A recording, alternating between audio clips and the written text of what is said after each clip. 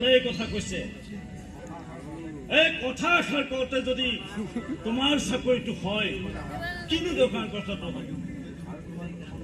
আৰু তোমাৰ খংটো সেই মূৰত উঠিয়েই থাকে তাত গৈও এই কোম্পানীৰ অফিচাৰসকলৰ লগত কাজিয়া নকৰিবি খুৰা কাৰোবাৰ দয়াই দাদা মই চাকৰি কৰিব খোজা নাই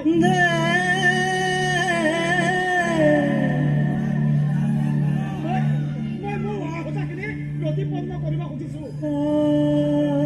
তাৰমানে মোৰ এই কথাখিনিক সিহঁতৰ কিছুমান লম্পদে হাতত বজাৰত আলু কচুতে বিক্ৰী